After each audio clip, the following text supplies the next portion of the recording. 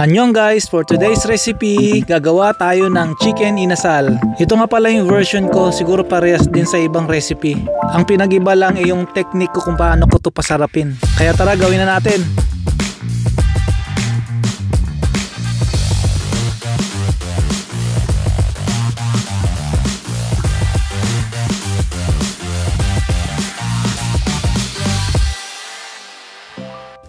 And ito na nga, dalawang manok yung lulutuin natin ngayon. Sa sobrang sarap nito, siguradong kulang yung isang manok. Pwede nyo nga pala itong lutuin ng buo, yung parang whole chicken, ganon. Or pwede ring hiwa-hiwain kagaya nito. Kasi lulutuin natin to sa air fryer para mas juicy at mas masarap. Kung wala kayong air fryer, pwede rin naman sa oven, parehas lang yun.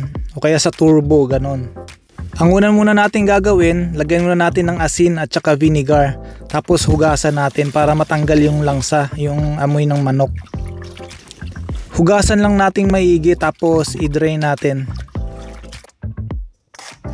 Gawa muna tayo ng pang-marinate natin. Gagamit ako dito ng 300 ml na Sprite. Ang ginagawa ng Sprite guys, hindi lang siya pampatamis pampalambot din to kasi may soda to Ang tawag dyan is velveting. Tapos maglalagay na ako ng maraming fresh garlic. Tapos 1 tablespoon ng ginger powder. Pero kung may fresh ginger kayo, okay din yan. Mas masarap yun.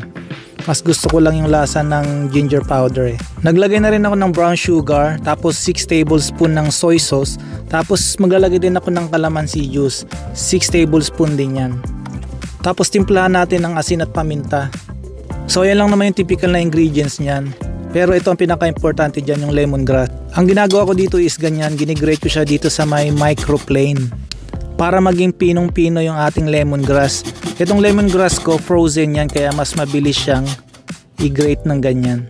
Sigurado ang tanong nyo, pwede bang makain yan? Oo guys, pwede yan, kasi sobrang pino yan. Then maglalagay na rin ako ng ketchup at saka itong atsuete powder na 1 tablespoon. Yung atsuete gamit ko dito is yung mga buto niya na binlender. So kaya sinala ko muna siya. Tapos para sa mas masarap na result, kailangan natin siyang i-marinate ng overnight. Wag 3 hours, wag 4 hours, wag 6 hours. Dapat overnight. Para achieve mo talaga yung lasa. Kaya naman i-prepare nyo to in advance. Pwede ngang i-marinate ito sa loob ng ref ng mga 3 to 4 days Sigurado ako mas lalong masarap yun. And ilagay lang natin to sa ref. Siguro mga 3 to 4 times kung kakainin to. Every time na kakain ako, tsaka lang ako magluluto ng mga ilang portion lang. Para every time na kakainin ko, juicy talaga siya.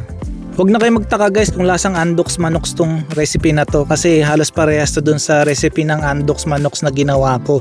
At ang daming view nun at ang dami na rin gumaya nun. Talagang masarap daw talaga kalasa ng Andox. And i-bake ko lang to sa air fryer ng 160 degrees sa loob ng 40 minutes. And ayan, ganyan lang kadaling gawin yan mga guys. Walang kahasel-hasel. Tignan nyo naman yan. Talagang mas makakatipid kayo kung sa bahay nyo lang gagawin to.